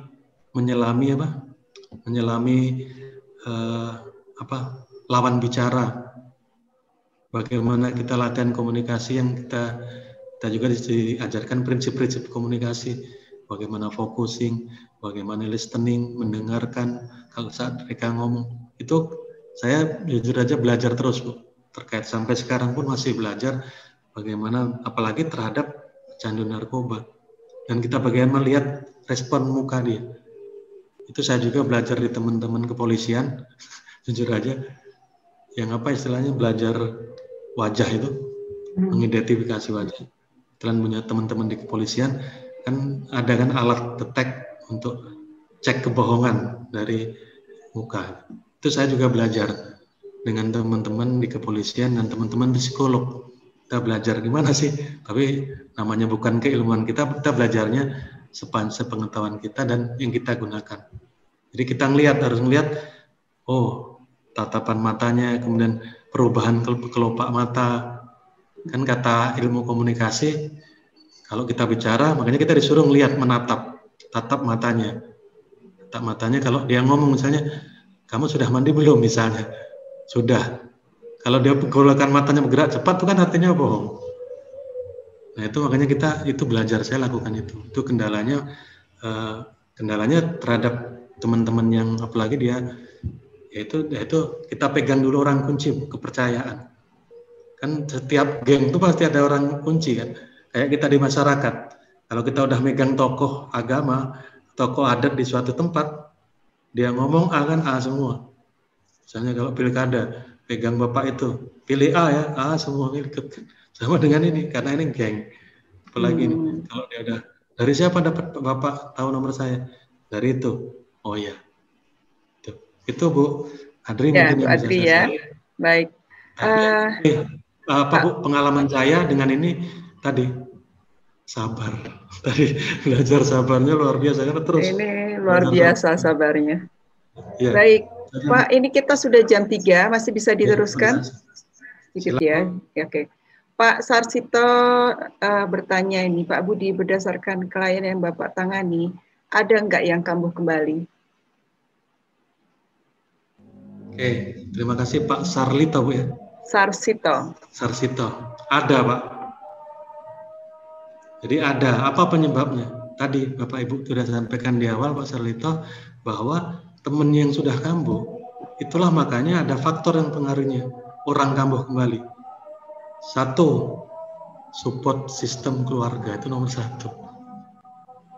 Begitu dia pulang ke keluarga, dia dicuekin, dia dianggap dalam tanda kutip, keluarganya masih menganggap dia dalam tanda kutip sampah, maka muncullah dia menggunakan lagi. Ini nomor 1, family. Nomor 2 apalagi? Teman sebaya. Makanya hasil intervensi yang dilakukan bahwa kalau untuk mantan-mantan pecandu ini, biar dia clear, putuskan hubungan dia dengan teman-teman sekelompoknya. Jadi dia nggak bisa komunikasi. Itu. Tapi tentunya dengan cara-cara yang adaptif, istilahnya membangun, yang konstruktif, supaya dia tidak merasa dikekang. Kalau dia dikekang, anak-anak seperti ini dia akan berontak kembali. Dan itu memunculkan tadi, awalnya kan dari emosi. Dari emosi yang bersangkutan. Kalau udah emosinya meledak-ledak, nah itulah tanda-tanda dia mulai ini, dia akan menggunakan lagi. Jadi itu Pak, ada.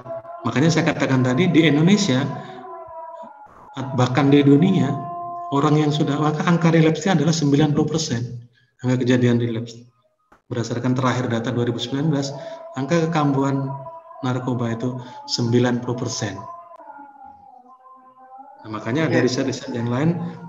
Nomor 1 yang saya pernah riset adalah faktor keluarga, support system di keluarga. Terus lingkungan, itu yang terbesar. Itu mungkin Bu Dr. Indah, Pak Sarlito mungkin bisa menjawab. Ya, dari yang mampu, pertanyaan berikutnya dari Pak Johan, sekitar berapa persen yang mampu menurunkan kambuh yang terapi mandiri? Baik. Jadi yang kambuh mampu terapi mandiri. Oke, terima kasih Pak Johan. Oke, berdasarkan riset saya kembali karena berdasarkan by evidence base, bukan kata orang lain, itu yang saya lakukan.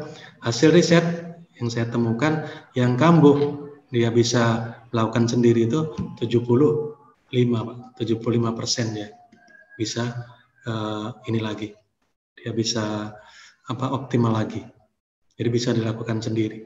Nah tentunya makanya pada saat untuk melakukan riset ini kan ada syarat Bapak Ibu, lupa saya sampaikan, setiap riset itu kan ada syarat setelah istilahnya kriteria responden.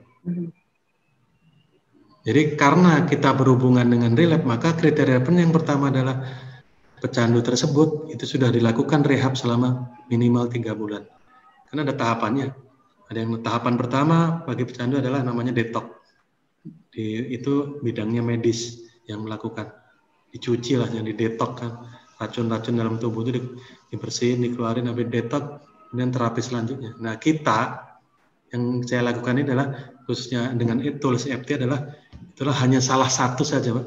Sebagian kecil ya, sebagian kecil saja dalam rangka satu kesatuan teman-teman pecandu narkoba.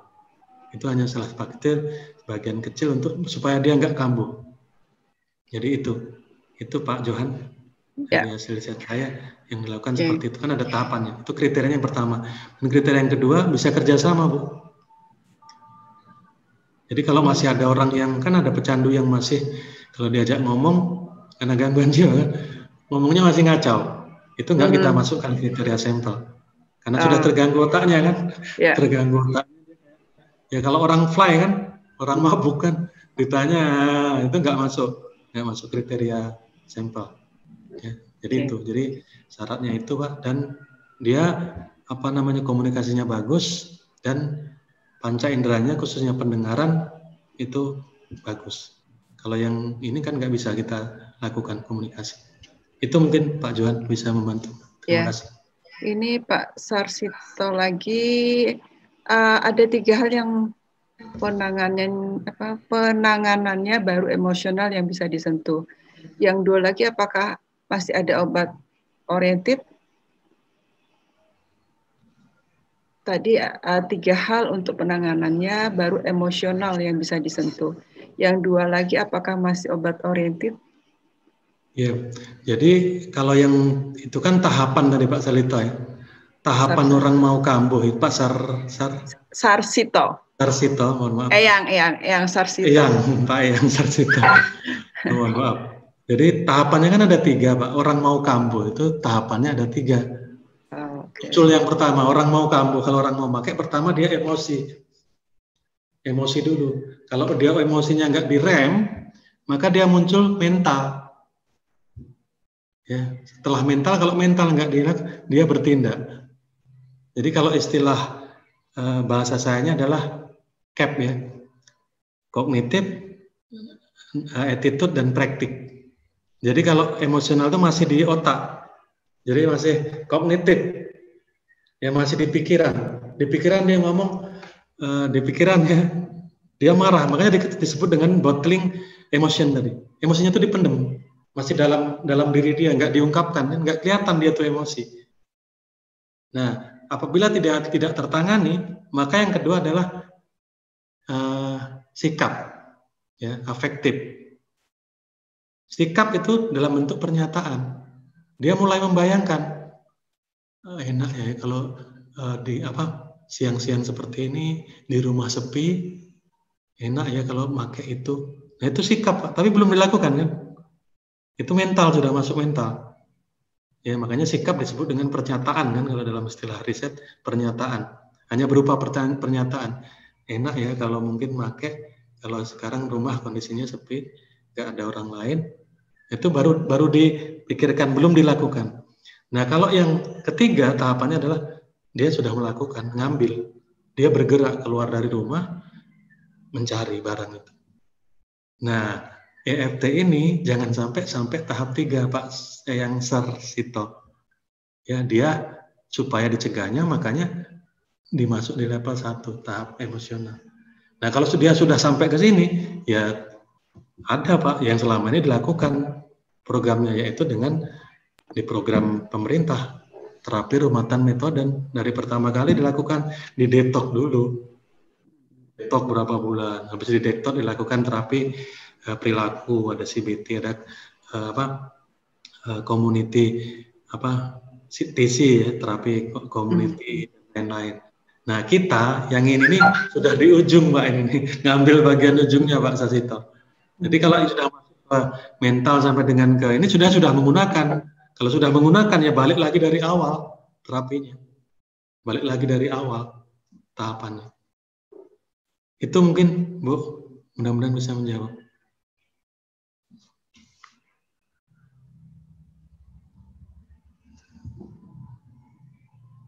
Masih mute, Bu.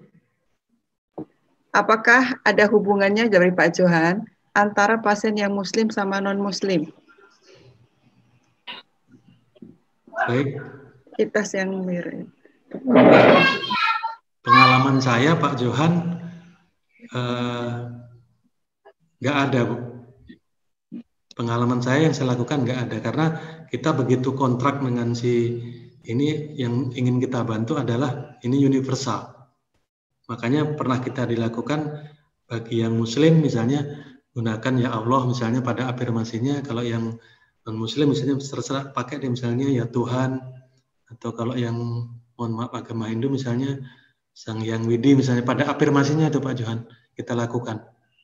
Karena kan kita niat kita membantu, tidak mengenal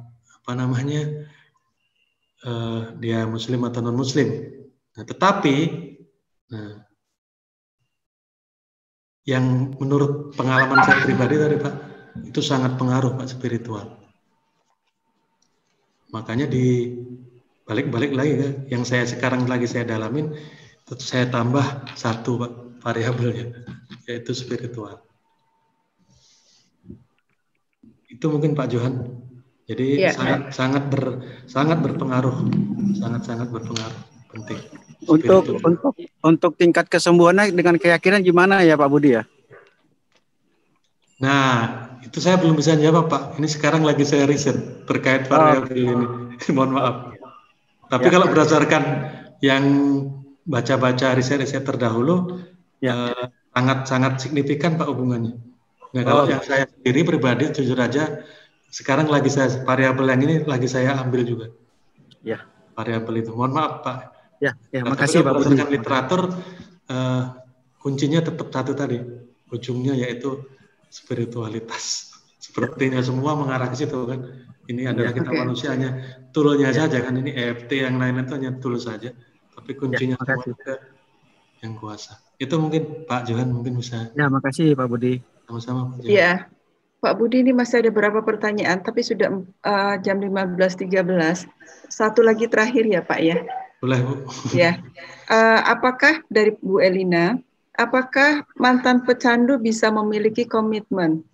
Dan mantan pecandu itu apakah dapat dipercaya tentang komitmennya tersebut, mengingat ciri-ciri kekambuhan tersebut? Oke, terima kasih Bu Elina. Ya. Apakah mantan pecandu bisa dipercaya? Bisa Bu. Kan tadi saya dikatakan bahwa Allah itu sesuai dengan prasangka namanya. Makanya waktu saat kita melakukan terapi, kan diajarin oleh Pak Master Edi, niatkan kita dulu. Itu yang saya alami, jujur aja saya lakukan. Nah, begitu dia lakukan, insya Allah komitmen. Karena kan kalau itu yang salah satu tadi upaya saya untuk supaya saya diterima oleh itu tadi saat saya melakukan pertama kali bantu, bisa diterima oleh, kan usianya beda jauh. Kita udah usia ya jaraknya mungkin 20 tahun dengan yang akan kita terapi. Mereka rata-rata masih remaja, tahu usia remaja seperti apa, akan dibantu oleh, kan beda orang yang udah bapak-bapak, usia jaraknya mungkin udah 20 tahun dengan mereka, kan akan masuknya sulit dibanding dengan sama-sama mereka seusia. Nah, itu yang salah satu saya lakukan, yaitu dengan masuk tadi, menyelami mereka. Kalau istilah itu mencelup ya, saya mencoba mencelup ke dalam diri mereka. Dengan cara apa? Dengan saya mendengarkan apa keluhan mereka, dengan tekun lah kita awal-awalnya. Jadi nggak langsung kita buru-buru lakukan itu, enggak. Itu saya lakukan, saya katakan, saya sebulan Ibu Elina untuk membina trust itu. Enggak langsung saya lakukan EFT, enggak. Lama, 1 bulan. Terus satu gantian satu-satu, dia udah mulai kenal saya, udah mulai, oh iya Pak, ini udah mulai menerima saya. Seterusnya baru masuk lakukan terapi. Karena tanpa itu ya nggak mau siapapun. Apalagi nih, nah bisa nggak komitmennya? Ada. Saya mengatakan tadi walaupun gejala-gejala salah satu canda-canda anak pencandu narkoba itu dia tidak komitmen, suka bohong, tetapi ada. Itu yang pernah saya contohkan tadi. Beliau dan berhenti. Dia salah satunya dimodifikasi dengan spiritual. Saya tanya waktu itu. Dan beliau sekarang jadi ustadz. Di Palembang, salah satu di Palembang. Dia suka berceramah. Tapi dia tidak memproklamirkan diri sih dulu kalau dia ini. Karena masih ditutupi. Karena beliau adalah, pernah saya tanya, ada salah satu keluarga dari pejabat di Palembang saat itu. Saat tahun 2007 beliau adalah keponakan dari pejabat di Sumsel saat itu. Makanya dia nggak pernah ini. Tapi saya tanya, sudah berhenti nggak? Jadi itu yang dilakukan. Jadi dia melakukan dikombinasi dengan spiritual. Dia tahu kapan saat munculnya keluhan itu datang. Kapan munculnya? Saya bilang kalau kamu. Munculnya tuh biasanya Pak, kalau habis mulai mau maghrib. Terus apa yang Anda lakukan? Karena dia udah berkeluarga, udah punya istri, udah punya anak. Yang pertama saya komunikasikan dengan istri saya, Pak. Maka tadi saya pertama, keluarga itu nomor 1, support sistemnya. Apa yang saya lakukan? Nanti kalau saya sudah ini, kan dia nahan sakit. Nahan sakit dia biasanya benturkan badan ke dinding, kemudian dia megang tangannya, mungkin gigit tangannya. Habis itu kan badan saya sakit semua, Pak. Lewat itu. Kita lewati dengan dia berzikir. Dia berzikir terus sampai rasa sakit itu dilawannya oleh dia. Habis itu hilang, tapi habis itu rasa sakit. Hanya saya komunikasikan untuk mengobatin misalnya ini dengan keluarganya di sekitar. Nah, tahap pertama udah bisa lewati hari pertama, hari kedua muncul. Tapi dengan perlawanan kuat dan niat yang dari dalam, hari kedua istilahnya kalau ini godaan setannya mulai mikir kan. Mulai keder juga kan setannya, mempengaruhi otaknya itu, mulai turun Pak, ya berkurang. Terusnya, habis itu dia mengatakan, habis itu saya nggak timbul lagi, keluhan itu, rindu itu nggak timbul lagi, ya tentunya didukung oleh keluarga tadi Pak katanya. Tapi yang pertama dari niat kita, niat menahan rasa sakit kalau sakaunya datang, timbul sakanya itu. Karena itu mungkin Bu Elina, jadi insya Allah bisa. Dan dia komitmen kan, dengan janji-janji kita komitmen. Jadi kita datang ini ya, jam sekian saya mau ketemu dengan kamu, ketemu di sini. Alhamdulillah komitmen ketemu. Itu mungkin itu Bu Elina bisa. Iya. Tapi balik-balik tergantung dari kita sih. Saya ingat selalu pesan Pak Edi dan guru-guru yang lainnya di sini. Tergantung dari kita, dari Allah sesuai dengan perasaan yang banyak. Kalau kita mikir anak ini insya Allah komitmen dengan saya, insya Allah komitmen dengan saya, insya Allah terbukti. Itu mungkin. Ya, makasih Pak Budi. Sama-sama Bu Indah. Obrolan yang sangat menarik ya Bapak Ibu sekalian. Saya sampai hanyut dan ini adalah saya dokter umum, tapi saya tidak terlalu mendalami dunia narkoba itu, dunia remaja. Maksudnya secara ilmiah saya tahu, tapi tidak tidak terlibat langsung seperti Pak Budi. Banyak hal-hal yang di luar dugaan saya juga, bahwa prosesnya sedemikian rupa ya untuk mereka para narkoba, dan kita tahu bahwa di negara kita sebenarnya kasusnya cukup tinggi. Nah, bagaimana IFT ini bisa berperan untuk mencegah kekambuhan, itu ya Pak ya, intinya di situ. Luar biasa bahwa ilmu ini bisa berperan di situ. Bapak Ibu sekalian, tidak menyangka bahwa mereka para narkoba itu adalah mayoritas adalah korban.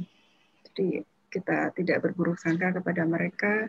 Insya Allah kalau kita bisa